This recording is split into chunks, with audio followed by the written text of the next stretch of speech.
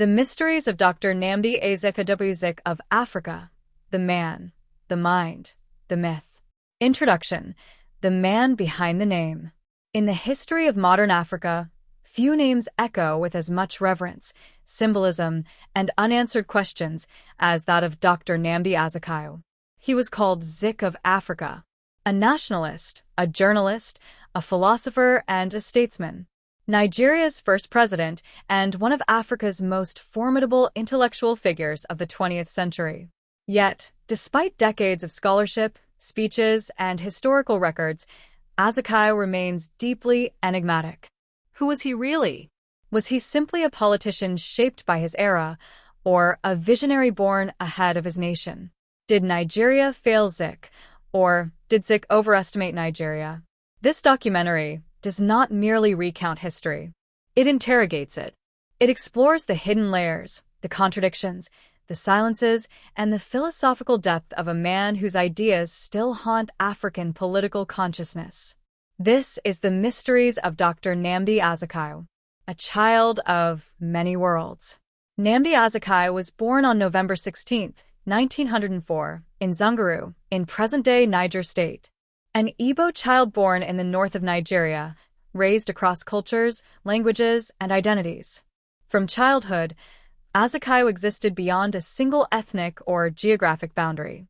His father worked within the colonial administration, granting the young boy an unusual proximity to the machinery of British rule.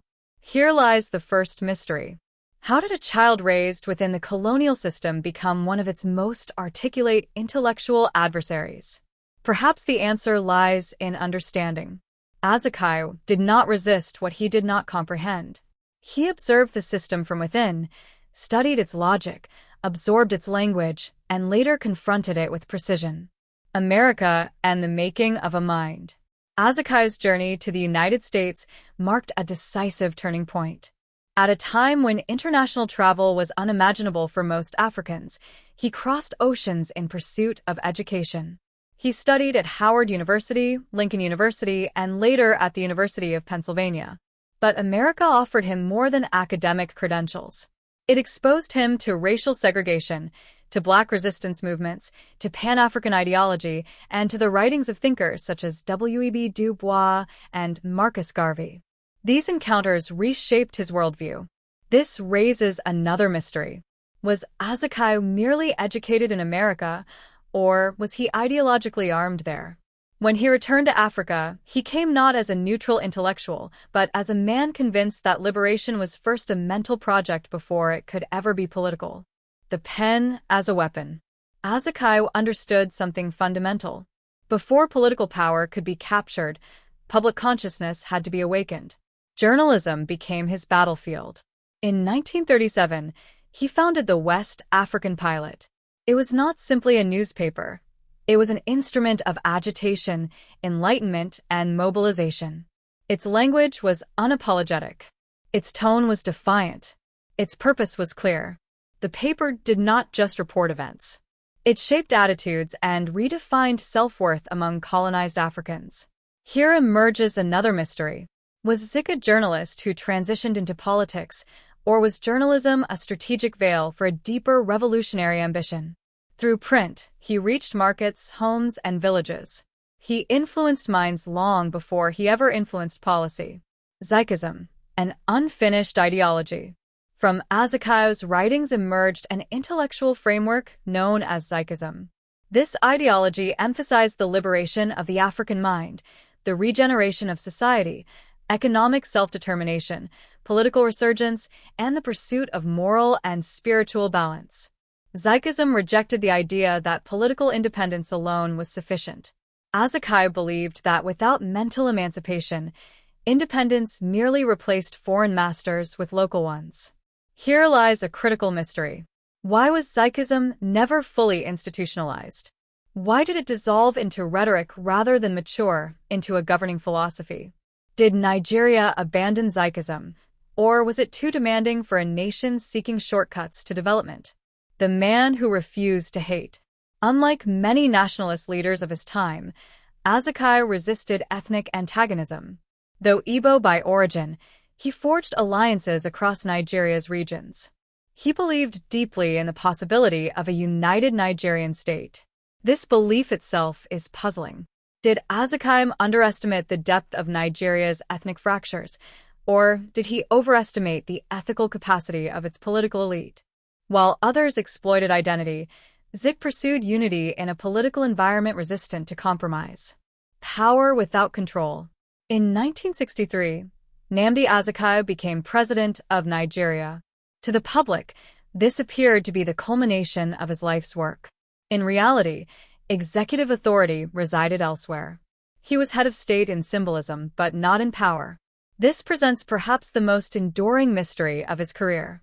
Why did the most influential nationalist of the independence era accept a largely ceremonial position? Was it strategic restraint, political sacrifice, or a miscalculation of power dynamics?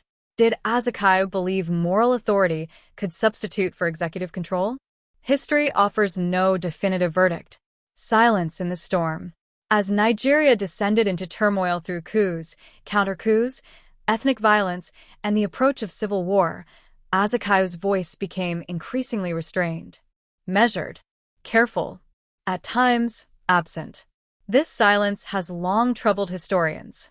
Was it wisdom born of experience, sorrow from disillusionment, or the quiet resignation of a man witnessing the collapse of his vision? Some argue he withdrew because Nigeria no longer listened. Others believe history simply moved beyond him. Philosopher in a politician's body. AZIKIWE was deeply philosophical.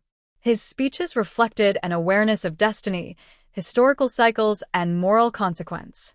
He believed nations, like individuals, bore responsibility for their choices.